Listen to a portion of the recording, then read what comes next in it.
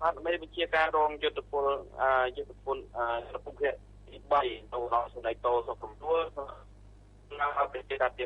ទាំង3ឃុំដែលជាប់ព្រមប្រទល់គ្នាត្រូវបង្កើតកិច្ចសហការឲ្យបានល្អដើម្បីទទួលបានលើសុខសន្តិភាពនិងសុខសាន្តជូនប្រជាពលរដ្ឋក្នុងភូមិនិងក្នុងមូលដ្ឋានរបស់ខ្លួនបាទបាត់ថ្លែងទឹកការប្រជាពលរដ្ឋនិងប្រជាការ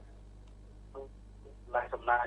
ជាការពីភូមិមកពីឃុំចំនួន3រួមមានភូមិអុកញ៉ាហេងភូមិអូជ្រៅនិងភូមិមង្កតព្រំនេះទៅថ្ងៃទី24ខែវិច្ឆិកាឆ្នាំ2014កន្លងទៅនេះអាដាមស្នេហ៍តោសុខរំនួលបានជំរុញឲ្យនឹងស្នើយកចិត្តទុកដាក់បន្ថែមទៀតដោយសហការល្អជាមួយនឹងអាជ្ញាធរដែនដីកម្លាំងសមត្ថកិច្ចប្រដាប់អាវុធគ្រប់ប្រភេទដើម្បីទប់ស្កាត់នៅរាល់បទល្មើសផ្សេងៗដែលកើតមាននៅក្នុងភូមិឃុំរបស់ខ្លួនជំនឿឲ្យបាននៅគោលនយោបាយភូមិមានសុវត្ថិភាព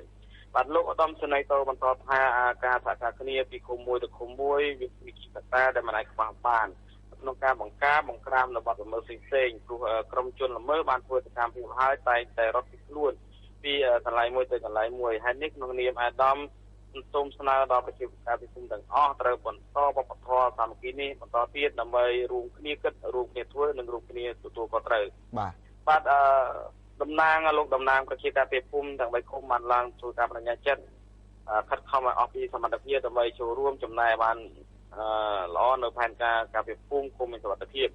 មានចោរកម្មក្នុងការជួយដូរមនុស្សការប្រើប្រាស់គ្រឿងញៀនដើម្បី